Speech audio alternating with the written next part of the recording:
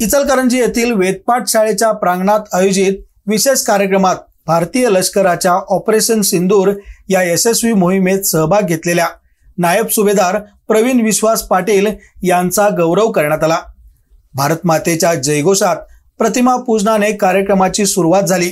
यावेळी सुभेदार पाटील यांनी समरभूमीतील थरारक अनुभव कथन केले, जे ऐकून उपस्थितांचे डोळे पाणावले। कार्यक्रमात वेदपाठ शाळेचे सचिव दिग्विजय कुलकर्णी यांनी प्रास्ताविक करत पाहुण्यांची ओळख करून दिली। श्री योगेश्वरी प्रतिष्ठानचे अध्यक्ष मनीष आपटे यांनी लिहिलेल्या मानपत्राचे वाचन करण्यात आले। अध्यक्षस्थानी वेदमूर्ती प्रभाकर भाटवडेकर होते।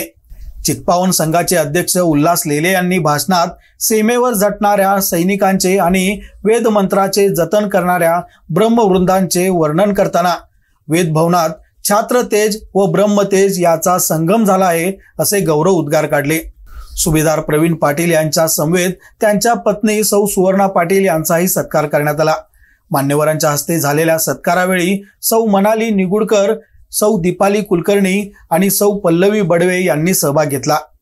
समरभूमीतील अनुभव सांगताना सुभेदार पाटील म्हणाले, शत्रूच्या हद्दीत 50 फूट अंतरावर असताना रात्रीच्या अंधारात शांत राहून एकीकडे शत्रूची नजर चुकवायची आणि दुसरीकडे ब्लॅक टायगर पासून वाचायचं हे कठीण पण देशासाठी अत्यावश्यक असतं।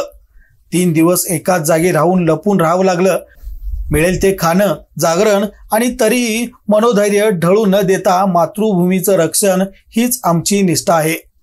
या कार्यक्रमाला वेदपाठ शाळेचे अध्यक्ष वेदमूर्ती मनोज निगुडकर, उपाध्यक्ष वेदमूर्ती संदीप कुलकर्णी, माजी उपाध्यक्ष मोरेश्वर कुलकर्णी, ॲडव्होकेट सारंग जोशी, विश्वस्त वेदमूर्ती सूरज बडवे, भगवान कुलकर्णी, संतोष कुलकर्णी, संजय महेंदरगी, वल्लभ भाटवडेकर, संजय पुजारी, प्रसाद लेले, मनीष आपटे आदी मान्यवर उपस्थित होते। कार्यक्रमाला इचलकरंजी परिसरातील ब्राह्मण समाज बांधव, वेदपाठ शाळेचे विद्यार्थी, ब्रह्मवृंद मोठ्या संख्येने उपस्थित होते। कार्यक्रमाचे संयोजन अत्यंत सात्विक व प्रेरणादायी स्वरूपात